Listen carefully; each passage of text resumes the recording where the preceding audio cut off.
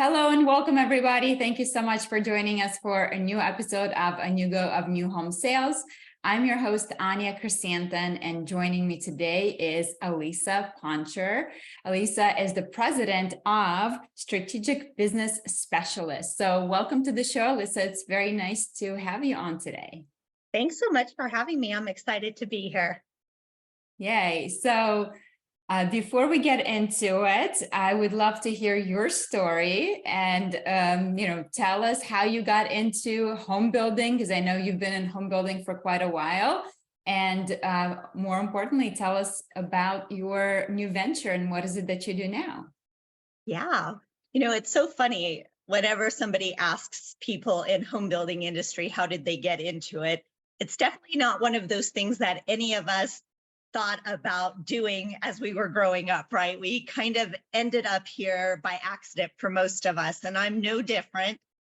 I graduated from college and thought I knew what I wanted to be when I grew up and really had no idea what I wanted to be. And I started a stint working in a medical practice for a lot of our sports teams here locally in Denver, where I'm from, and quickly learned that as much as I loved doing that, that's not what I wanted to do for the rest of my life. And I come from a long family of salespeople, and I knew that sales is where I wanted to be. At the same time, I was buying my very first home, which happened to be a new home.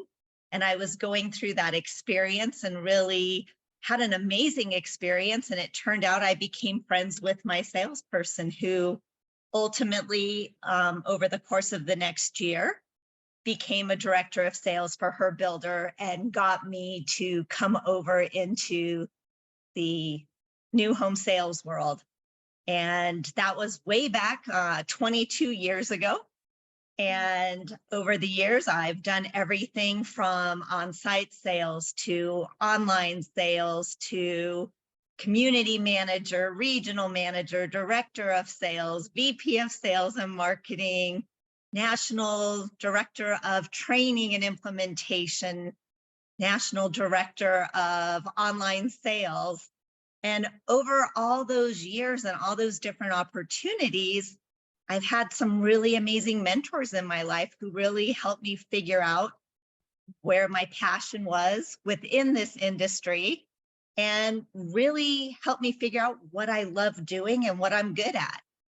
Ultimately brings me to where I'm at now, and that's owning my own company, doing the parts of all those jobs that I love doing the most, which is coaching and training and helping builders be more successful. I love that. So you've literally done it all. I mean, other than the construction, you've done training, you've done on-site sales, you've done online sales, you've done the management role for sales. So which role, if you had to look back, where would you say you were the most excited to be in? Because obviously, those are all kind of connected roles to each other, yeah, right? And they're similar, yet there are very, very, there are significant differences. So which one of this was your favorite? Oh, that is a really good question. I would say probably my favorite role was my role as National Director of Training and Implementation, because that really let me do all the parts of the other jobs that I liked doing the most. Mm-hmm. Very cool. Very cool. So let's talk a little bit more about how you help home builders now. So I know there's 3 specific areas that you concentrate on when you work with home builders. So can you tell us a little bit more about that? Yeah. So, I have these, I call them pillars for lack of better things.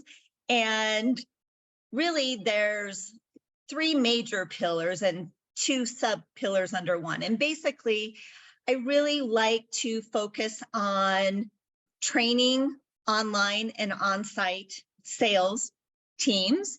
And I think that because I have experience in both the on-site and the online realms of those, I bring a little bit of a different perspective, because I do see that there is a disconnect in a lot of times, in a lot of cases, between those two.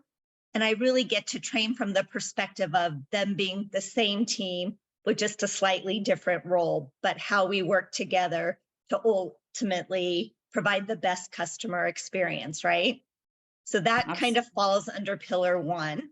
My second pillar is for anyone who has moved up in the new home building industry from within the sales realm and even the construction realm.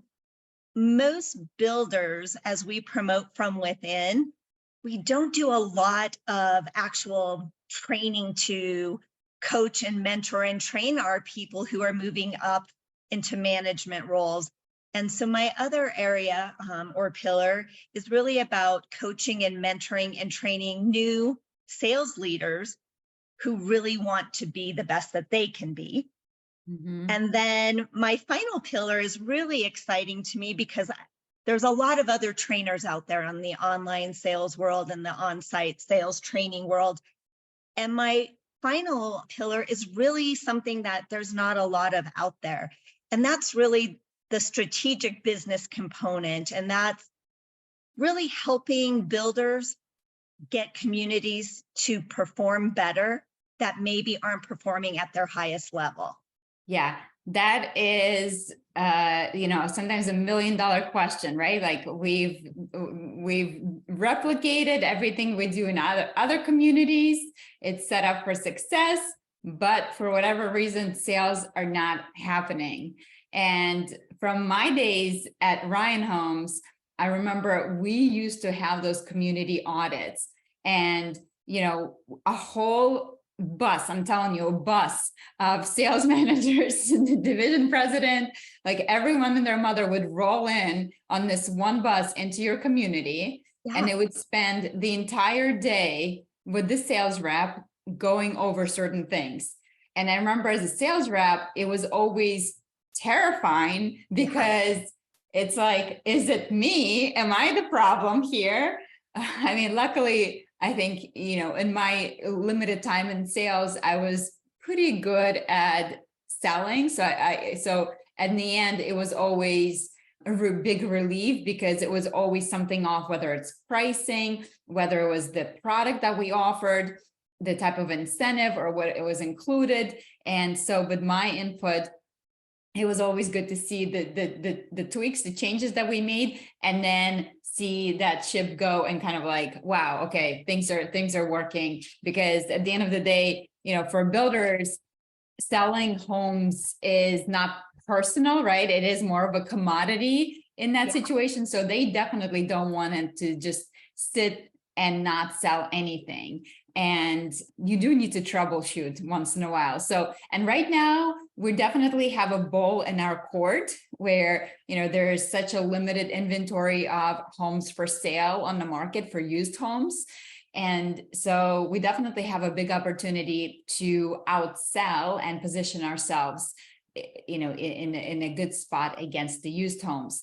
But with that being said, if you're not selling, if things are not going well for you and everybody else is selling around you, maybe it's time to audit. So Alisa, without giving away everything that you do, because obviously if you guys want that, you got to call Alisa personally and she can come out and do all the troubleshooting for you. But I'd love to know, what are some of those things that you really look at when it comes to auditing a community? Like, where do you even start? Yeah, it's a great question. And I definitely want to answer, but I want to piggyback on something else you said first. And that's when you were the on-site salesperson, it was stressful having everybody come out. And I had that happen when I was an on-site salesperson. And then I was part of that leadership team that would go out there, or I'd have a division president call me and say, why isn't this community selling? Well, it's really hard to tell your boss that your pricing's bad, that your product is bad. You're never going to tell your boss that that I can't sell, and you would hope that your boss has got your back as an on-site salesperson, and they're not going to just throw you to the wolves either. And so I think one of the great things that I bring to the whole evolution and the whole audit process is that I can be a non-biased, non-directly impacted person, and I can have some of those harder conversations. But if a builder is wanting to kind of just overview and see what they're doing, see what's going on out there. It really has to come down to not just doing a competitive market analysis that we so often ask our sales teams to do, but really diving deep into those, but going a step further. And it's not just about the competitive market analysis, but I think there's a customer experience analysis that we have to do, right?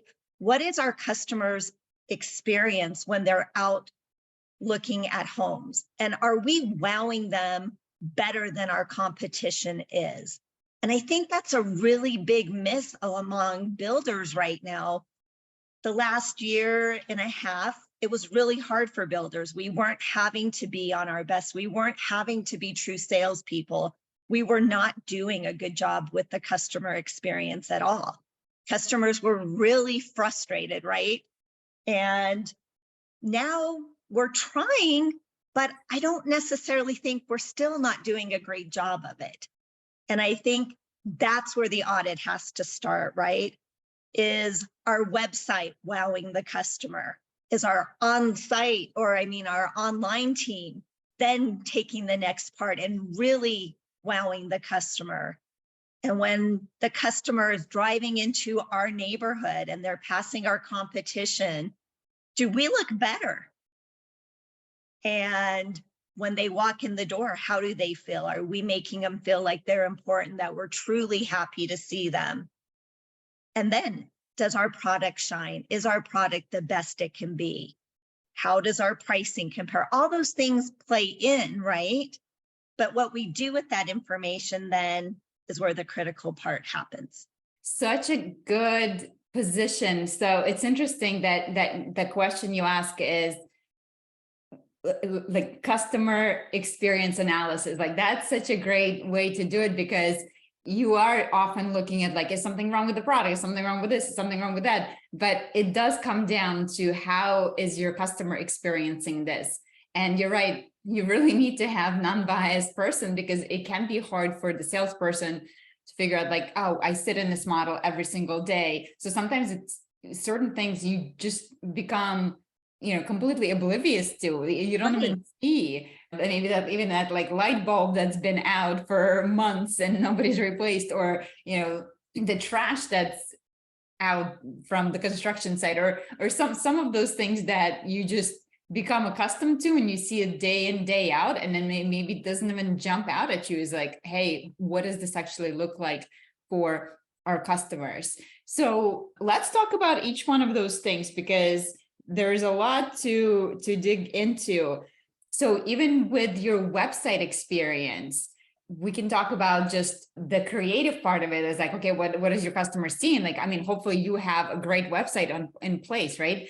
Website that's not just aesthetically pleasing, but most importantly, functional, right? Like, if you think about functionality versus aesthetics, the functionality wins all the time. Like, if you think about shopping at Amazon. Oh yeah. Like, nobody's shopping at Amazon because it's such a great looking website, right? Like, no. It's actually ugly, right? Right. It's not but really it's a great easy. website at all. Right. But it does the job. So it has that great functionality. So I would say, if you're like in the process of redoing your website, so definitely keep functionality in mind over the looks. Never sacrifice functionality over the looks.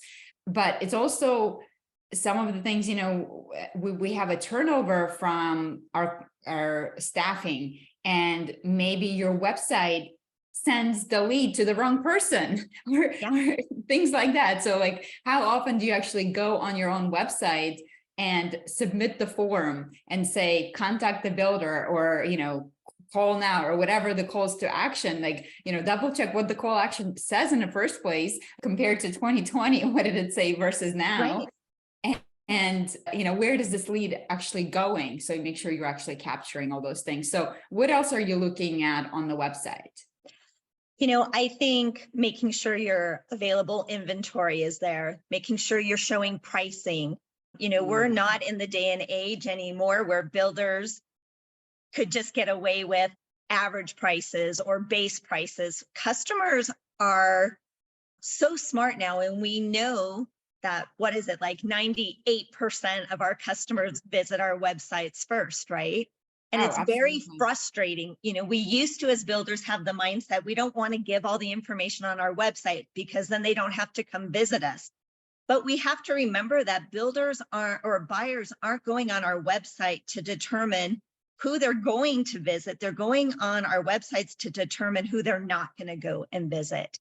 And if we're not giving them the most accurate information, they're not going to come and visit us. They're not going to give us the opportunity to make that first impression in person, right? Yes, such a great point. So we just did a webinar on pricing transparency. So if you guys want to check it out, I believe it was episode number 70. You can go back and listen, because you're right, Alisa, like so many sales managers still have that mindset. Like I remember several times I had that conversation in, whether it's a master group or whether it's one of those sales trainings events, and you sit in a table full of sales managers, and that conversation comes up, and they're like, no, we don't show pricing. That's for my sales team to share the pricing when they come in. And it's like, no, they're not going to come in. Right. So Yeah. I'm so glad to hear that you think that is an essential part. Yeah, I mean, I think it's a struggle too with coming soon communities, right? I get that we may not know final pricing or exact pricing, but I was a sales leader back in the day where we would put a coming soon community up on our website a year in advance, 6 months in advance with no pricing. And my manager would be asking marketing all the time, how many new leads do we have? And marketing would be bragging, oh, we have 10,000 leads. And then we'd, have our first event and we'd have a bunch of people show up and they'd come and we still didn't have pricing. And as we would get closer, we'd have these big events and then we wouldn't write hardly any sales. Well, it's not about number of leads, it's about quality of leads. And we can't have quality leads if our customers have no idea what our pricing is. Bingo. Yes. I love that. So for sure, when you provide pricing, you will definitely have fewer leads, but they're better leads. They're the leads that actually said, yes, you are in my price point, spend time with me versus spending time with all those other people who may not even qualify for your community. So I absolutely love that. So next one you mentioned was online. And obviously you've had experience working as an on-site person and online person. So when you work with sales teams now, and I know one of the things we talked about before we got on this call was that relationship between on-site and online, and how did they really work together? Where do you see the most problems occurring with those teams? What are like the biggest friction points, I guess you would say, between them? Like, why is this happening? I think it's a lack of understanding of what each other does, right? And I can say this because I was an on-site salesperson, and I don't want to offend all of you outside salespeople out there, but we're kind of control freaks, and we don't want somebody else maybe touching our customers because we know they're not going to do a good enough job. We can do a better job, right? That's kind of our mindset. I get it. I was that person. But the reality is if our marketing teams are doing a great job, they're driving good quality traffic. And if I'm on site, I need to be giving 100% of my attention to the person in front of me and the people walking through my door. And the reason Amazon is so popular is because we have become this society of instant gratification. And if somebody is wanting information from our website, I can't give them the attention they deserve if I'm giving my customers in my sales office the attention they deserve. And if my online salesperson can be quick to respond, have good information, and provide that, it is a huge win-win for all of us, because then they're going to be scheduling good quality appointments. that show up in our sales office and will lead to more sales than somebody just showing up who doesn't know what our pricing might be, what our availability is, what our timeframes are. So it allows us as companies to do a better job and give the customer a much better experience. Yes, for sure. So like now when you work with home builders, would you say that most of them have gotten on board with actually having an OSC team? Or do you feel like there's still a lot of builders out there who don't have an online salesperson? I think it has gotten better. There are still a lot out there that don't have them. There's still a lot out there that have them, but don't understand the real role of the online salesperson. They still view it as a admin role versus part of the sales process. They still use these people to help cover sales offices on vacation, or, you know, they kind of become the junk drawer of the company. They do things that aren't ultimately driving sales. And so I think that there is still a disconnect somewhat from that position. Yeah, 100%. It is such an important role. So if you do have one, hopefully you give them the respect that they deserve, because they really are your front line, right? Like before anybody goes to your salesperson, their first interaction is with your online salesperson and how are they handling things. So I know you do some of the secret shopping for home builders when you go through this process. So when you do your secret shopping, does that include on-site as well as online? So talk to me a little bit more about that. Yeah, if I'm going to do an audit for a community, I'm going to start online and see what that customer interaction and what that experience is. I'm going to hopefully have them schedule an appointment for me, because I want to see, if I scheduled an appointment, when I walk in the sales office, do I feel special?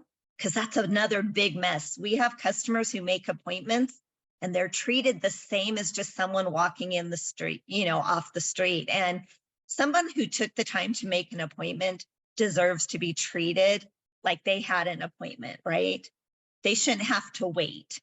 And so I want to see, are we treating those people the way, you know, there's all kinds of ways we can make them feel special, right?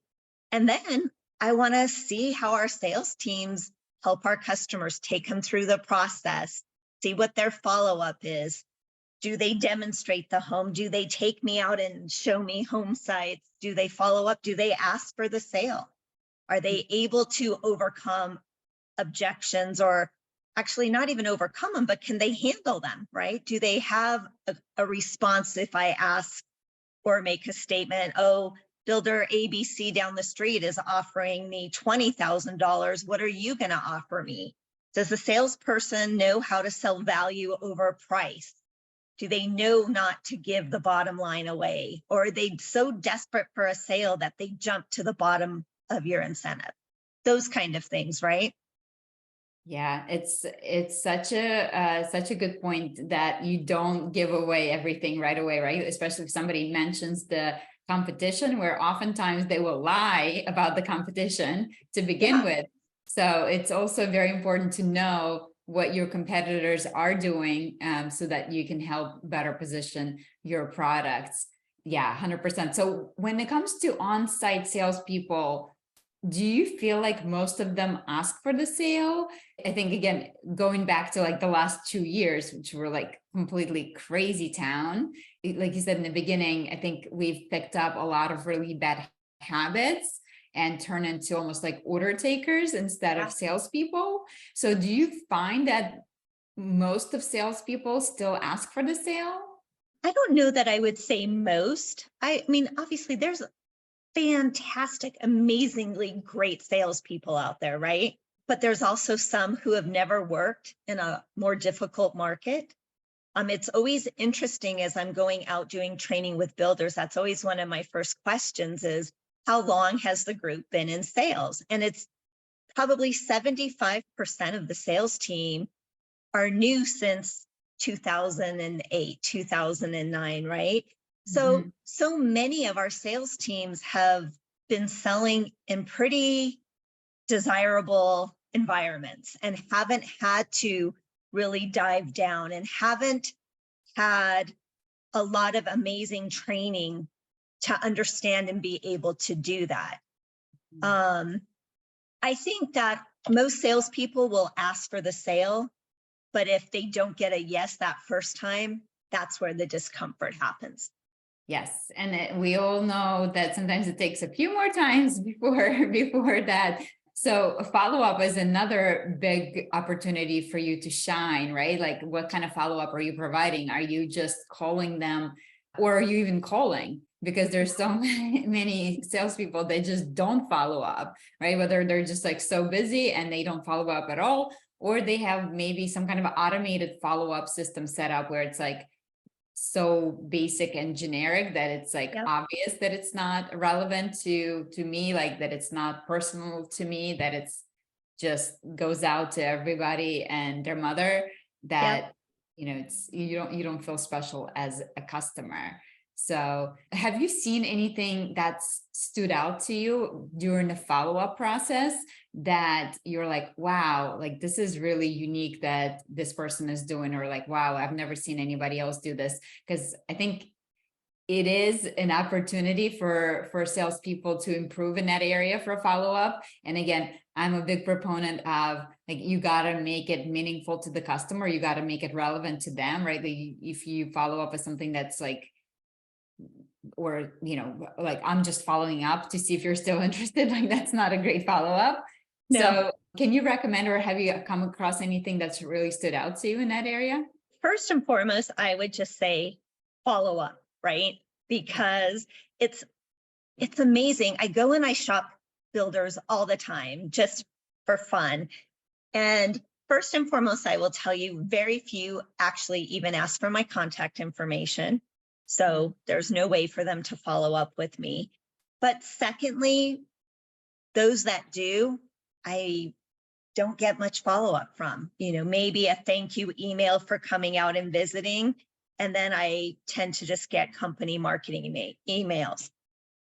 So very little personal email is going out. What I will tell you is that's another great place to audit. So I've done some audits for some builders.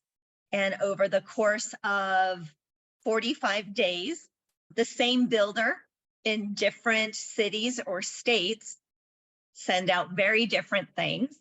I've received anything from, in 45 days, 7 total follow-ups, most of which were marketing, up to 35 emails from the same builder at a different area in 45 days. So you have to know what your company is doing from a corporate perspective, a division perspective, a marketing, and then what you and your OSC are also sending out, right? And then once you know that, figuring out how to break through all the other emails that are coming into all of our email boxes, right?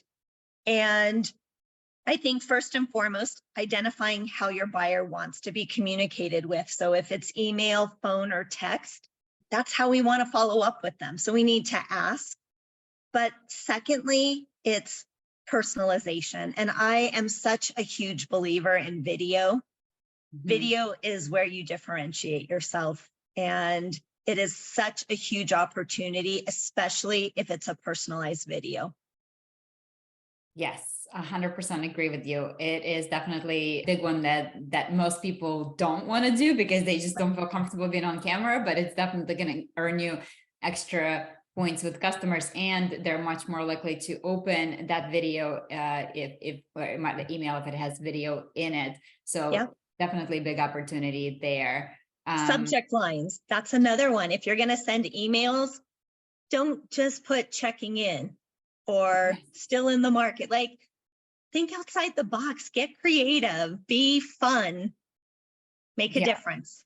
100%. As I was going to say, I wonder if people even call anymore, because, with my phone, like, so I have my iPhone, like it screens calls. So like, if it doesn't have your number in my phone, It's half the silent time I don't phone. even get the call. It just goes to junk, right?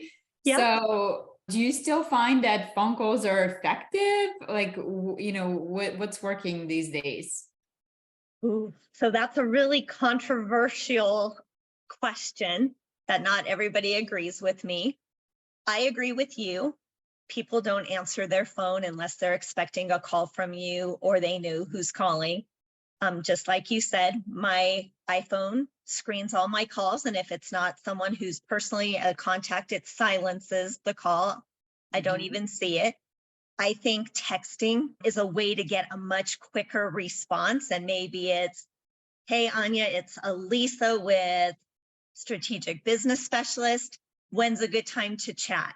And then you'll let me know. Or, hey, I've got some exciting news. Or, hey, I just got something new to share with you. Whatever it is, we're all so busy. We're in meetings all day. We're with kids. We're working. We can't answer calls, but we all check our text messages. Yes, I agree with you on that one. So, but obviously experiment, see what works for you. And you mentioned incentives and knowing your competition and what they're offering. So when you shop your competition, is there a best practice that you can share with us? Because I remember when I used to work at Ryan Homes, we had to shop our competition every single month. Yeah. So I would have to drive to my competitors and ask them for their comps. Some were better about sharing them, some were not so much. So it really was hit or miss. Do you have best practice that you recommend for people when it comes to shopping? Your competitors? I think it's always doing it in person. I think we've gotten lazy and we try and email or call our competition to get the information, which I think is a really big disconnect. If we're in their office, we see how they treat their customers. It's an opportunity to drive through their community, see what they're doing, build those relationships with those salespeople, come prepared to share your information with them. To me, that's the best practice. But I think the biggest thing for our salespeople to remember is it doesn't matter what your competition is offering in terms of incentives, unless you're only selling based on price. And that's the biggest disconnect, is we need to sell based on value and what's important to the customer. And the fact that the customer came into your office and is telling you what the other builder offered, they didn't buy that house from that builder that's offering more than you're offering. There's a reason. Something wasn't right. We need to peel the layers of that onion and really dive in to figure out what their motivation is for making their move, why, when, and really sell to that. And that's where the sale will come, that and the customer experience. Yeah.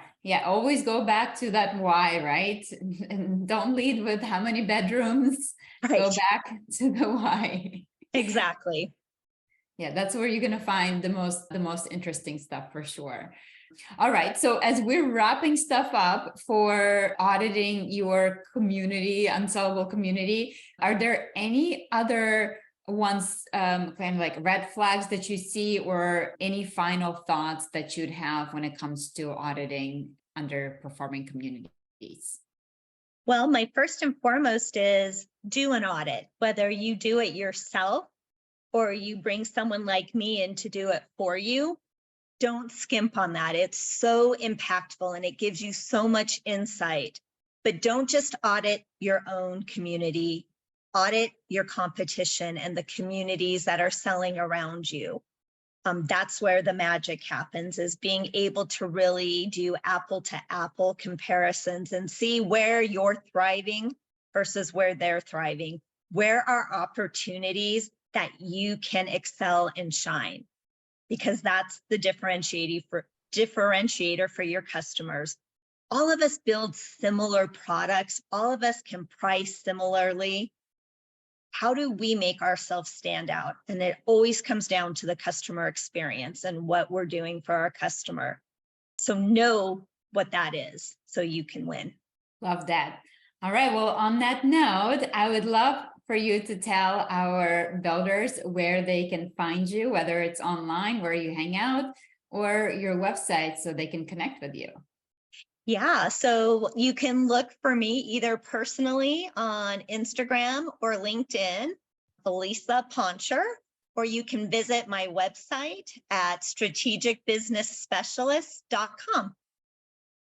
Perfect. So you guys be sure to connect with Alisa. And if you have any questions in those, especially 3 areas, auditing your community, sales manager training, and OSC online sales training. So, and in-person training, right? So you get your teams working together as one unit. And I think you're so right when you said that they often don't understand what each other does. And that's where a lot of a disconnect can come in. So Alisa, thank you so much for being on today's show. I really appreciate your time. And I look forward to hopefully meeting you in person at some upcoming events. So is there anything you have in your calendar this year? Any events that you're going to or for home building?